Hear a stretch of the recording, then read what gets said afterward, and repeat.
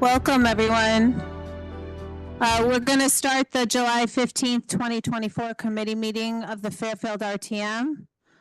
First, we'll stand for the pledge, and following the pledge, please remain standing for a moment of silence for the victims of the shooting this past Saturday, as well as all victims of violence every day in all forms. We hope for our former president's complete recovery, as well as the unification of our country to put an end to political violence.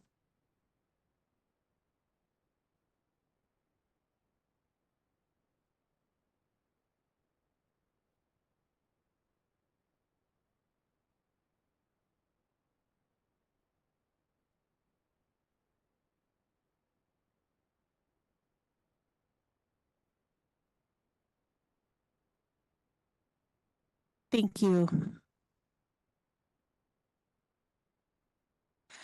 We're going to move on to the first item on our agenda, donation of land at 470 and 700 Westway Road. Conservation Director Timothy Bishop is online to give us a little summary of this item. I think. Okay. Good evening, everybody. Can you hear me okay? We can. Great, thank you. Just briefly, what's not already been discussed at previous board meetings and put in writing for myself to Planning and Zoning and Commission and Board of Selectmen. Overall, these are two small parcels on the Westport border along Westway Road near the Oxford underpass in 95. One of the parcels is the furthest west parcel against the Westport border and Sasko Brook. That parcel currently abuts the existing open space known as the Westway Open Space under jurisdiction of the Conservation Commission. The other parcel, and I'm sorry, and this parcel also contains tidal wetlands. It's been undeveloped as far back as records go. It's all tidal marsh, again, undevelopable, but provides the environmental protection benefit with the tidal marsh and in that terminus almost of the watershed in this location. The addition of this particular parcel just about doubles the acreage of the said existing open space with the intent of installing a trail on this parcel that would give Southport residents and Alton residents some green space to walk once complete. The second parcel, excuse me, is just on the other side of 95 and it abuts some residential properties. Is smaller in size but contains inland wetlands, which are currently protected by our inland wetland regulations. The parcel came to my attention through the back taxes during a search. The current owner was willing to donate both for absolution of the taxes, which has been standard practice and protocols that I've been executing to acquire additional open space. This parcel, the second parcel, is also undevelopable, but would afford additional protections once owned, while not contiguous to the previous described open space. It's still,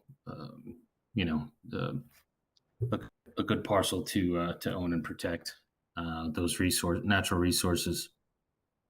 As Planning Zoning Director Jim Went described the previous meetings, which I did not know that this was approved historically years before I got here by Planning and Zoning Commission. It was also more recently approved by a Land Acquisition Commission and Conservation Commission to acquire. So I think as a formality, at the advice of town attorney. That is why I'm here tonight.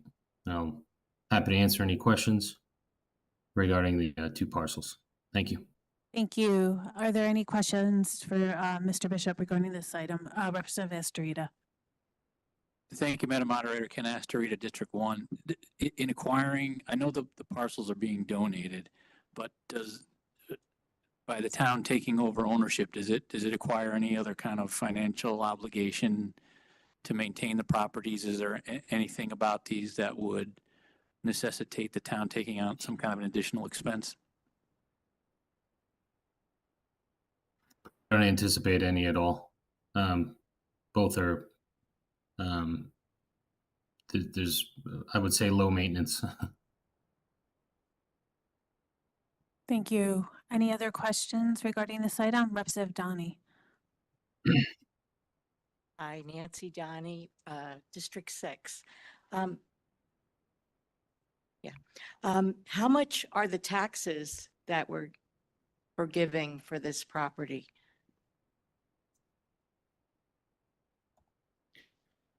I believe that was, I just have to go back to the backup. It's changed since I last wrote about it.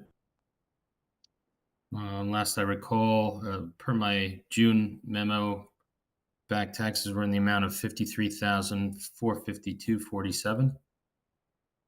I'm Thank sure you. that's increased a little bit, but it's approximate. Thank you. Are there any other questions regarding this item? If you have a comment or a question and you're a member in the chat, Representative Shea. Thank you, Madam Moderator. Chris Shea, District 2. Thank you for your time to help explain these two parcels. I wondered, you mentioned that there's perhaps a plan to put some sort of a walking path in place. Is there a budget prepared for that plan?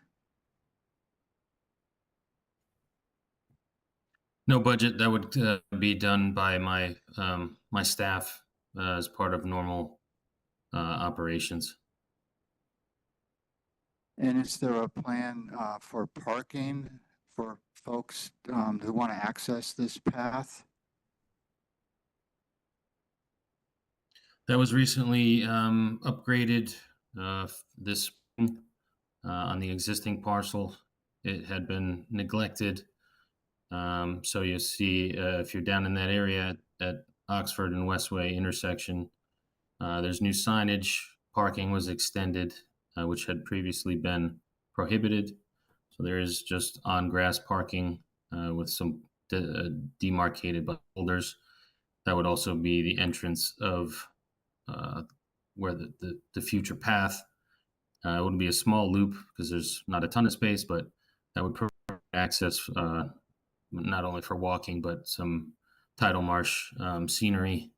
There's a lot of wildlife in there. And every time I'm down there, there's residents are walking in the street. So this would provide that alternative, but parking has now been made available prior to acquisition parcels. Okay, and then last question.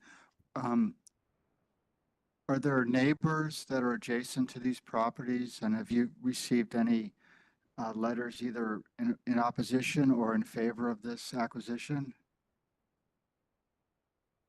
There's one single family home adjacent. The rest is either Westway Road or Sasko Brook, and then the Westport border across the river. So I have not received any support or opposition to date. Thank you. Thank you. Are there any other questions regarding this item? Representative Zezima. Thank you, Madam Moderator. Liz Esma, District 4. Thanks, Tim, for being here. So there were a few questions from the public, and we've all had a lot of trouble with these RTM emails, so I don't know if everyone saw it. But one was asking if it would be, for safety reasons, necessary to put a sidewalk in, and the other is if any new structures would be coming up. Representative Zezima, that was for the next item on the agenda, not this property. Thanks. Are there any other questions or comments regarding this item? Seeing none, we will, Representative Barrett. Steve Barrett's District 7. I think you mentioned, when you mentioned the tax on it was 53,000, it's probably the assessed value. So the tax loss to the town would be significantly less, correct? That was the figure that I provided. 53,000 was at the time the value from the tax collector that I was provided. I'm not sure. That's just the tax bill that was delinquent. Beyond that, that'd be a collector question. Are there any other questions or comments regarding this? Seeing none, we'll move on to the next item, which is 798 and 816 Sturgis Road. Timothy Bishop is again presenting on this item. Thank you. This one is a little more exciting for me, and hopefully for the town. The intent is to have. I believe this is in the backup as well. Yeah. So I included in the backup is a memo myself to Board of Selectmen, which was recently heard, which kind of outlines the project description and intent. I'll kind of summarize it and then I can answer questions. But the intent is to acquire these two parcels along Sturgis Road. If everyone's familiar, it's at the kind of triangle intersection with Bronson Road, just adjacent to our existing Perry's Mill Pond open space, which is about 65 acres. These two small parcels are less than an acre combined. One is currently vacant and undeveloped, and the other contains a small single-family house. The intent of the acquisition is to not only own them and fall under the Jurisdiction Conservation Commission, immediately adjacent to the existing 65-acre open space, but also to convert, solve a couple problems that I foresee.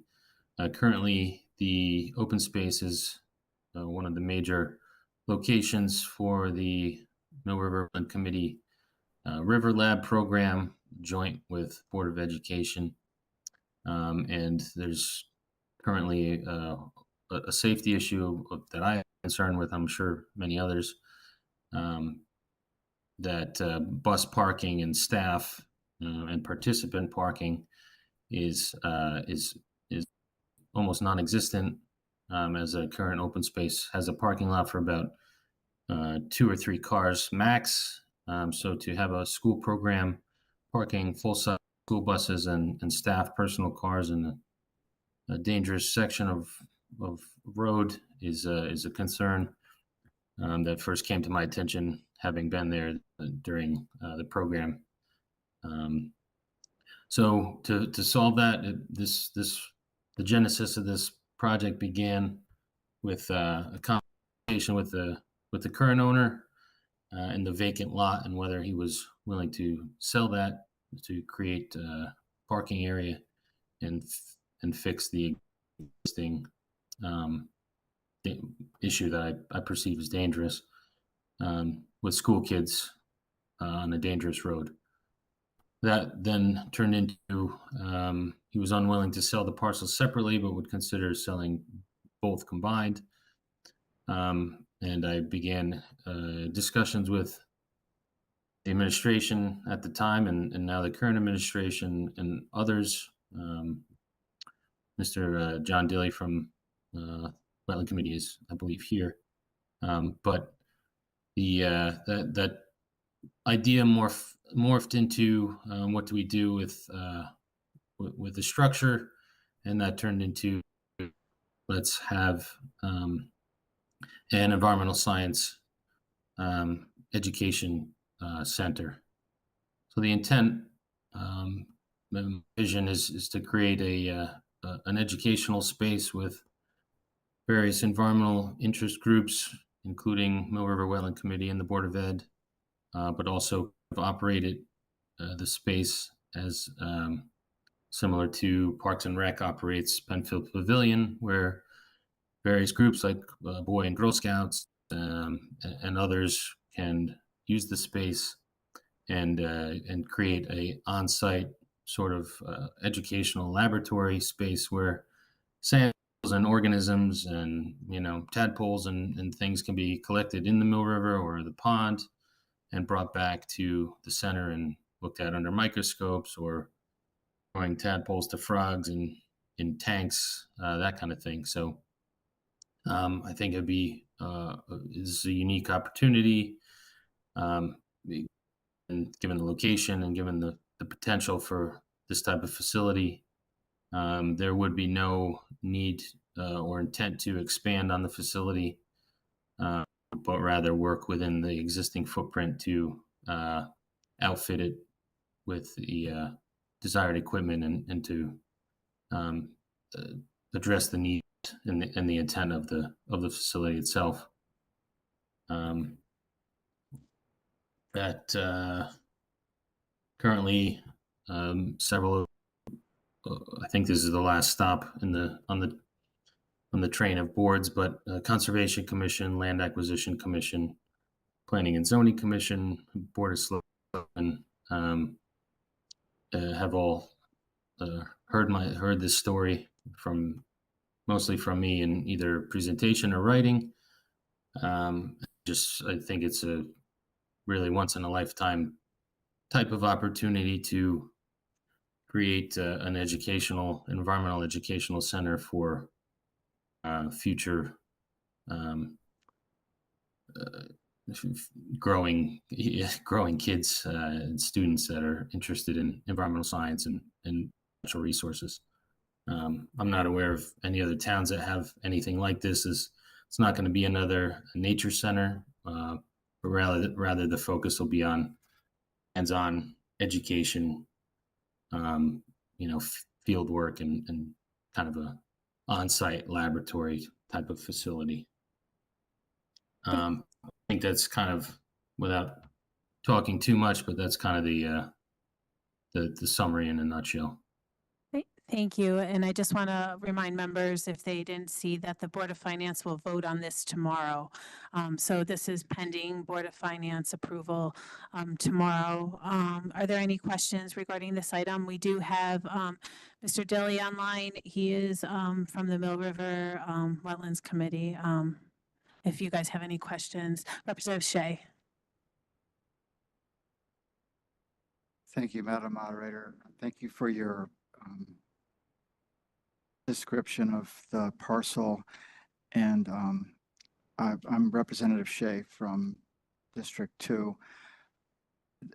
The current vacant, undeveloped parcel, it appears as though that has been filled over the past few months. And I'm wondering if there was a permit to do that filling, because I believe that is in conservation wetlands.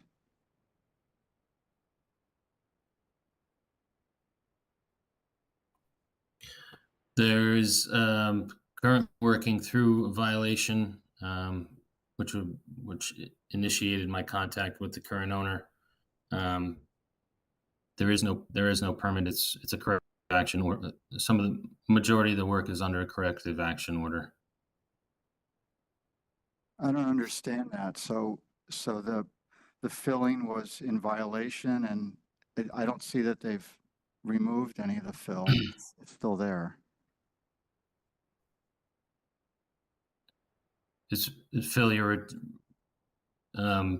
Please describe what you mean by fill. I've ordered removal of certain materials, and reorganization of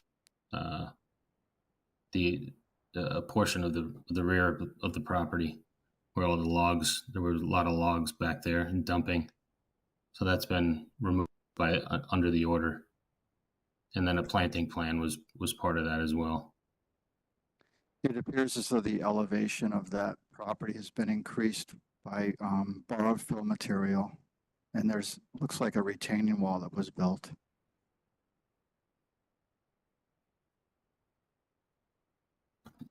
I have to visit the property and compare what it used to be. I'm not 100% clear on that.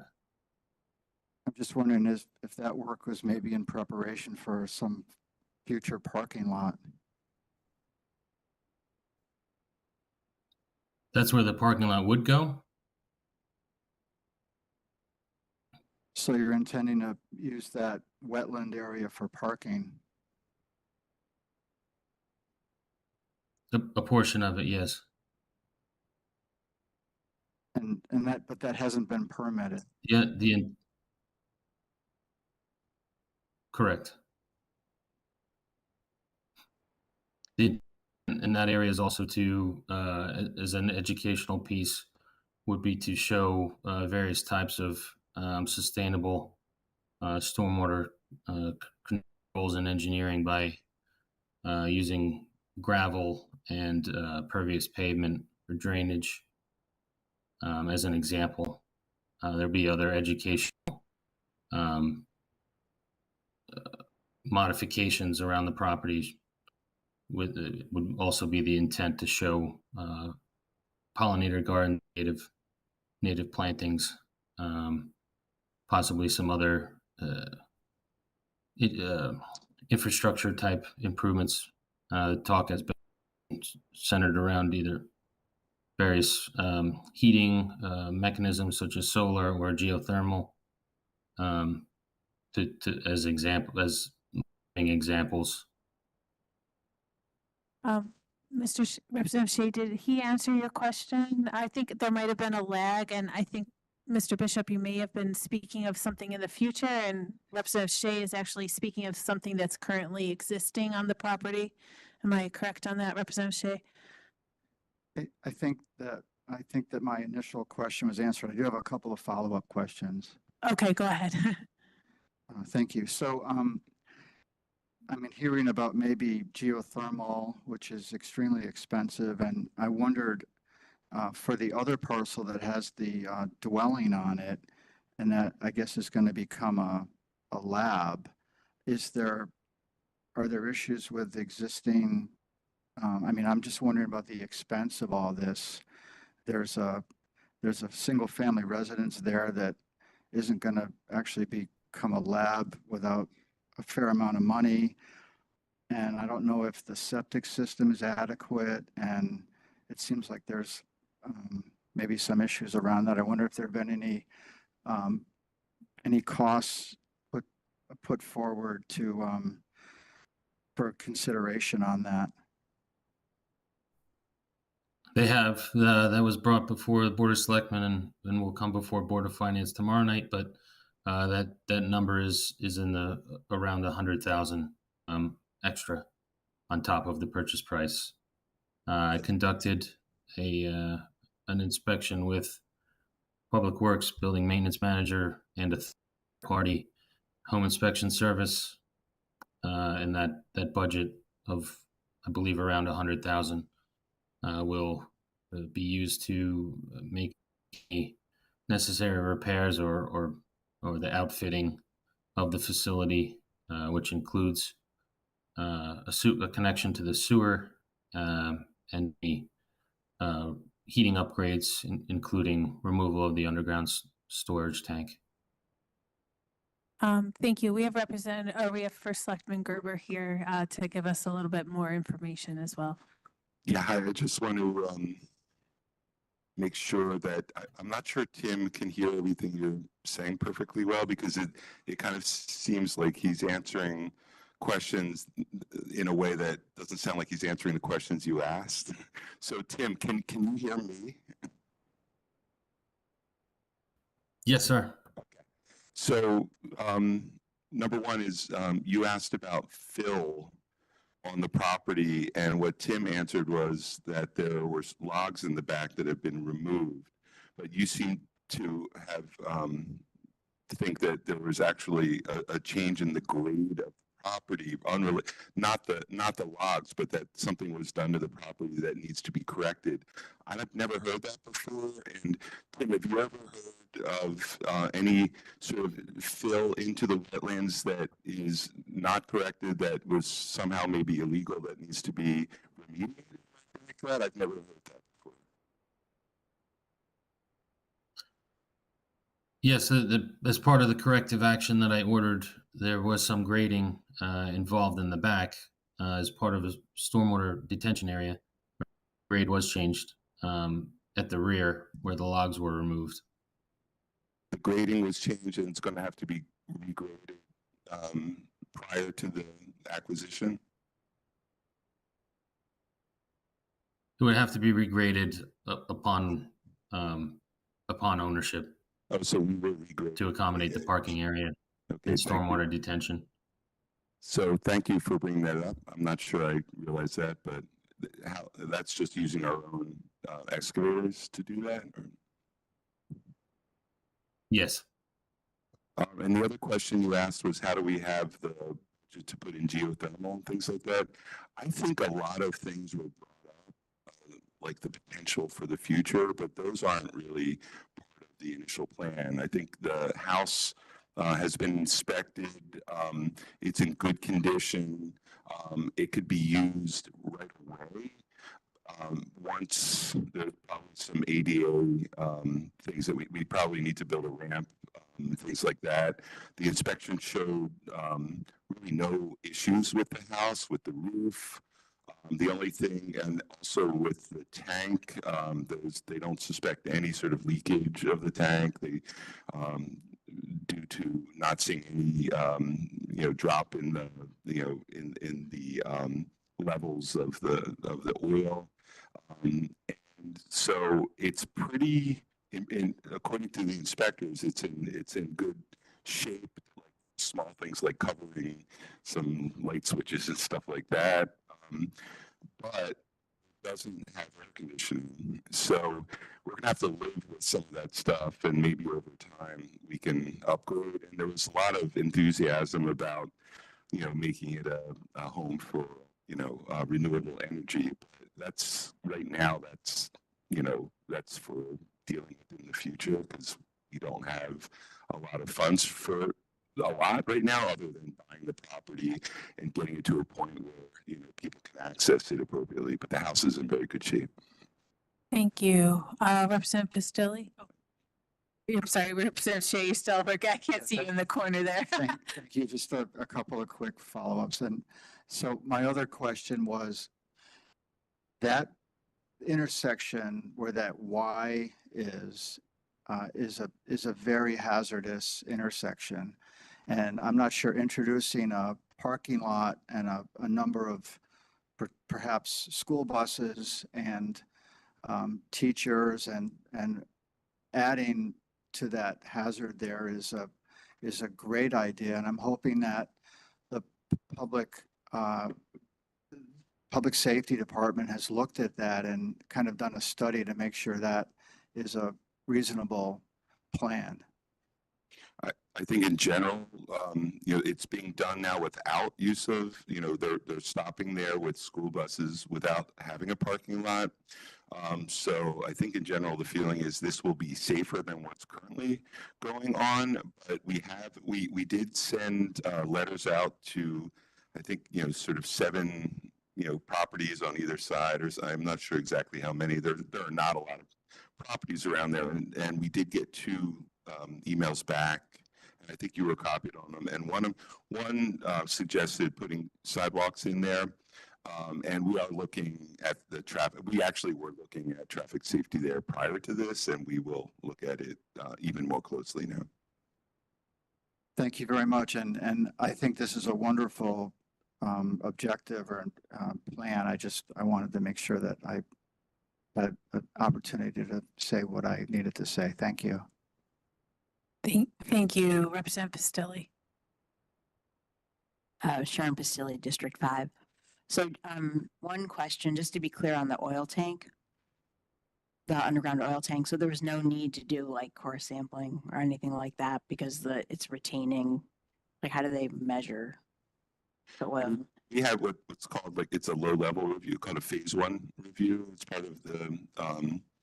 It's part of the inspection, and they didn't think it was necessary, but I mean, Tim, you could, if you know anything else, there was no plan to sample it because we don't really suspect anything. But,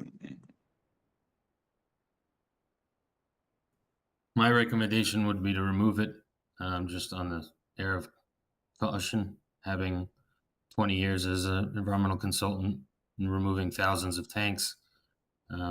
As I specified in my memo, that would be personally for me one of the best things to do in the beginning. Can we do that ourselves? Well, as Selectman Gerber said, there were no immediate indications of any release. Okay, I'm just asking because I had 2 contaminated oil tank graves on my property, and in 2001, it was $45,000 worth of work. I don't think we plan to do it ourselves, right, Tim? But we'll probably contract. I don't think you can you? Because it has to, I mean, I Yeah, don't Has to be licensed. We're not allowed to. Okay, so, Town's not allowed to. We'd need a contractor. yeah, I didn't think so. Okay. I was just curious, just a moment of personal privilege myself, how many people here have actually taught a Mill River section? Yeah. I, for one, am going to be very happy that there will be access to a bathroom and a spot so that the program could have a home. So I think that this is really a very unique opportunity, and I certainly appreciate all the questions that the members of the body have brought up. Thanks. Thank you, Representative Zezima. Thank you, Liz Esma, District 4. So Tim, the 2 questions, I think you've addressed one of them, but the 2 questions that came to us from the public were one about the need for adding a sidewalk for safety. And the other was our plans for erecting any structures on the property that do not exist now. On the structure side, there's no intent to have to expand the existing footprint of the building. I would have some concerns with that as far as a wetland standpoint, of course, regardless of cost, but adding any additional impervious surface that close to inland wetlands is something I would oppose. So I don't foresee any of that happening anytime in the future. I think the facility is what it is, and we're going to work in that space. As far as the sidewalks, Selectman Gerber referenced that. That would not be up to me. I think, like he said, that's an engineering and public works and a safety issue.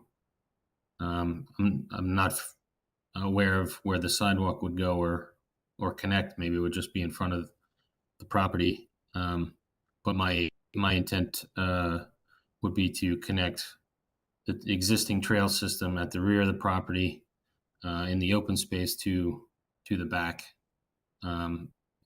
back entrance and of both the parking lot and in the facility. So Thanks very much, Tim. I appreciate it. Representative Georgiadis. thank you. Georgiadis, District 9. Welcome, First Selectman Gerber. I had a question. I'm not best addressed to you or to Tim Bishop. I'm having a hard time following the cost. So it's 950 plus 100,000 minus 350, but that doesn't plus another 150, and it ends up at 1,050,000, but it doesn't add up for me. Can you just walk me through that? Sure. So the purchase price of the property is $950. We're adding $100,000 for things that we know have to get done. So, we think we're going to have to put, ramp in for ADA. and I'm not sure exactly what we're going to have to remove the tank, and we may want to connect. The sewer line does go like right along the street there, so that's not a really big lift. What you're talking about is the funding. So 350,000 is ARPA. 150,000 is H. Smith Richardson Trust. That we had asked them for 350. They had, I believe, 5 in there. They did not want to deplete most of the fund because that trust has undergone, some changes in what is there for the years. Originally, it was for like maintaining the Hortons Hill, and then at some point it was changed to sort of provide. I think the idea is they want to continue to provide income to do conservation projects, and if we took the 350 out, it wouldn't give them enough to do very much every year. So it's 150, and then there's 550 coming out of the payment in lieu of fund, which is when developers are supposed to set aside open space, but sometimes the open space on a property doesn't help anyone. It's kind of useless. So the zoning commission will say, just, you can pay into this fund, which the balance is currently 600,000, but there's always new money coming into that, and we've used that to buy properties in the past. So we would use 550 out of that 6, and I think there's like 150 coming in the future to partially replenish that. So when I add the 550 and the 150 and the 350, how much money are you asking from? 1050, which is the 950 plus 100,000 in addition for fix-ups. No, I understand that, but the ARPA money, the 350 doesn't reduce the request and the 150 doesn't reduce the ARPA is request. funding is, yeah.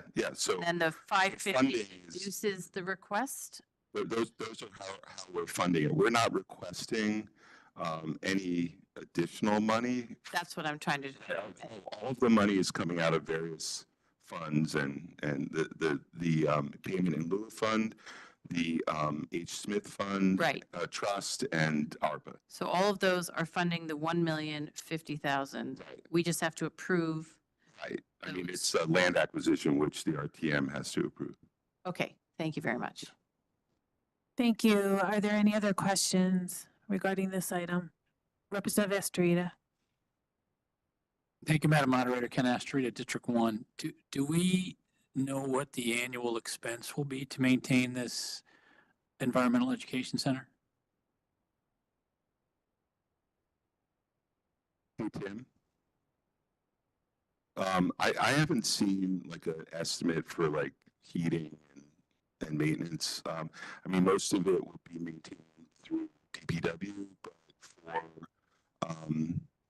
wear and tear or heating, electricity. Do you have an estimate for that?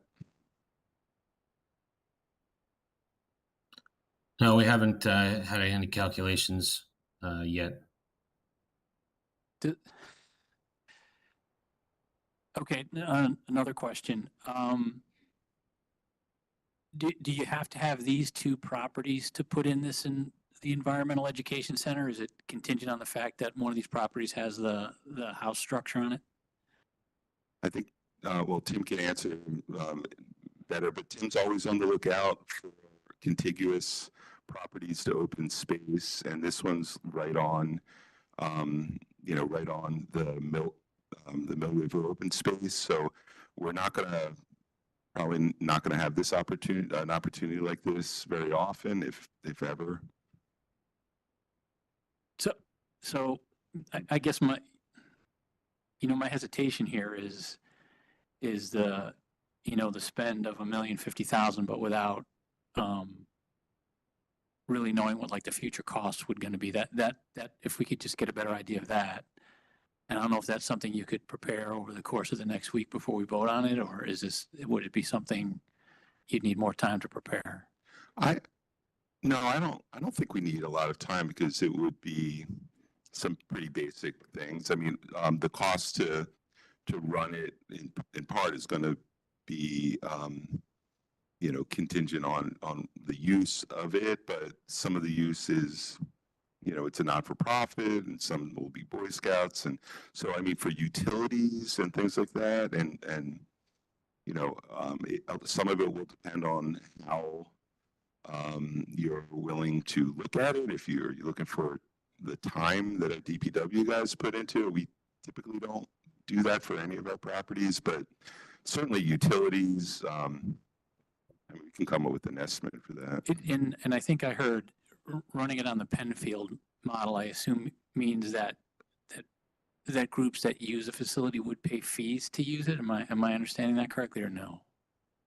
I don't think we've really worked through that, but I mean, typically we do, most of our facilities, we often charge fees for use. So I guess that's possible. I guess what I'm asking for is just to see, for lack of a better word, just like a business plan that kind of itemizes, okay, here's the expenses that we're going to incur to operate this center, and then whatever potential, revenues could be brought in. I mean, I think it's a great idea. I just would like to feel more comfortable about what the long range costs are. You got a week. But I mean, I understand what you're saying. I just think this was more of a conceptual and opportunity. I mean, we know we're going to use this, and there's a lot of flexibility in what we would charge, as we see in other facilities, even that the school rents out. And but we could put something together. You can put something together, and I don't expect it to be like you're going to nail every dollar, right? But just at least to give us a general idea of what we would be looking at, I think would be helpful, at least for somebody like me. Yeah, we can try to do that, and maybe it'll help solidify some of the brainstorming around how we're actually going to use it. Because right now there's a lot of ideas, and we know we've got more ideas than we can probably actually fulfill. But I think we're pretty confident that it will be used a lot, but exactly by whom and what they can pay, thought through. So Tim, you and I can meet up tomorrow and see if we can flesh something out, I guess. Thank you both. Thank you, Representative Colburn. Thank you, Madam Moderator. Colin Colburn, District 8. I love this idea. I think this is a great plan. I'm a huge fan of Perry's Mill Pond. I think it's one of the, well, I guess it's not a hidden gem because a lot of people know about it, but not everyone knows about it, and they should. So I think this definitely is a good idea. The big concern that I have is back to Representative Sesma's question is the sidewalk issue. And I know I don't think we have anyone from Public Works here today or engineering, but I would like to know, I remember, Drew, when we went down to Public Works, they had that big map of the entire town and the sidewalk plan. I can't remember if Sturgis Road is on there or not, but I would like to know that. I tried looking on the town website, but don't see anything there. So I just want to know if there's existing plans to put a sidewalk in there, and also knowing that road, like many of us do, it is pretty narrow. And then it's bordered by open space on both sides. So I'm assuming that's probably a bit of a challenge. So also to Representative Asterita's point, I'm sure there's incremental costs there as well that would be good to know about. I would say the plan you're probably looking at was the Beta Streets. I can't remember who put together the sidewalk plan. Most of that was rehabbing broken sidewalks. I'm not sure if you've seen a plan for new sidewalks. I can't recall, but we do have places targeted. Sturgis has recently become, more of an area of concentration. It's basically just met on it today, and so there's nothing concrete yet, but we are talking about different ways to calm traffic there, and the sidewalk really just was the discussion that came out of that email. Yeah, if I do recall from our visit to Public Works, there is I remember they have a big map of both ongoing construction that they want to do and also things that they have in the plan for years to come. So it would be good to see that, to see if there is overlap here with these roads that we're talking about. Okay. Thank you. Are there any other questions regarding this item? Oh, Representative Wilk. Jay Walk, District 5, Hyattville. Always good to see you. And I'm not going to call you Representative Gerber. Anyway, so going back to the, have you thought of putting solar paneling on this home? Unless, maybe it's on there now, but if it's not. We haven't gotten that far. I know Mr. Dilley, John Dilley, talked about how we'd love to turn this into a model for sustainability, but no one's done, the work yet. But that's down the road, obviously. But so that could alleviate when you guys think of finally if you put air conditioning in, because if you're going to have people going in, especially in this heat during this time of the year, if they're going to be using that home, I don't even know how these people are living in there now if there's no air conditioning. I mean, they've got wall units, so. So that works. Okay. So there is air conditioning basically. Yeah, there's a mini split. Always put, I think we were talking about central air, but Yeah, no, there are ways around it. That's why I wouldn't get too hung up on those types of investments, because those haven't even really come up in front of us yet. All right. Thanks, Bill. Thank you. Any other questions regarding this item?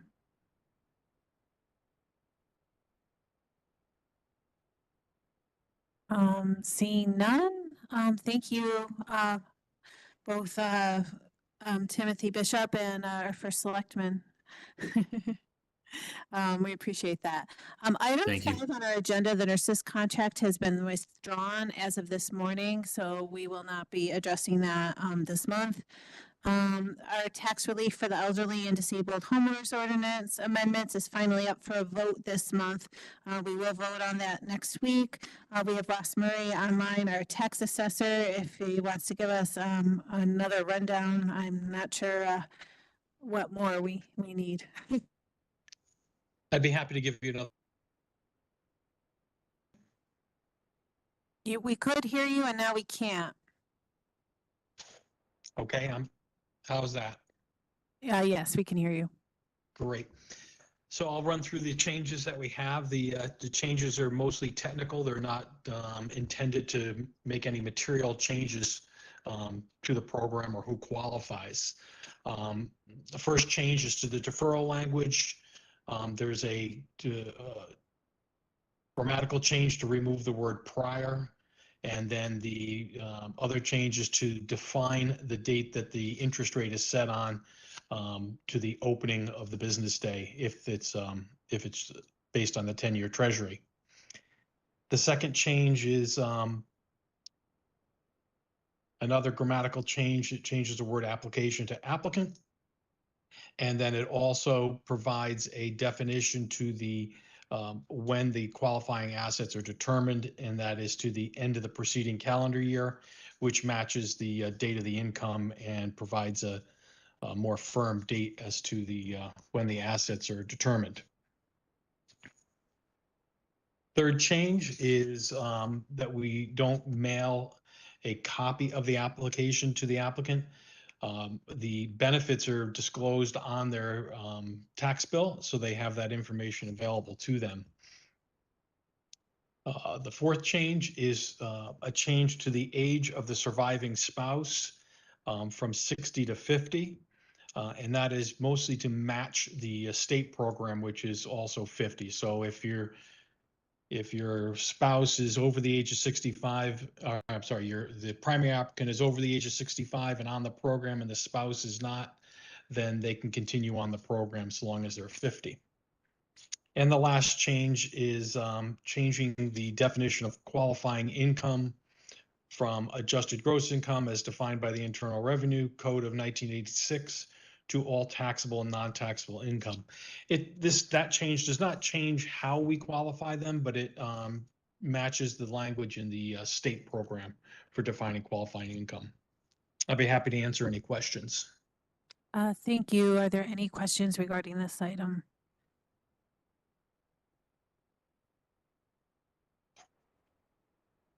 Seeing none, thank you very much. We look forward to voting on that finally next week for you. Appreciate Me it. too. Thank you very much. The ordinance regarding flood prevention, climate resilience, and erosion control board has been referred to LNA. So we'll now break off into our respective committees. For those online, please see the bottom of the warning for the numbers. Also, chairs, remember to record the meeting. If you don't have a quorum, have the secretary just send in notes indicating that. Thank you all and see you next week.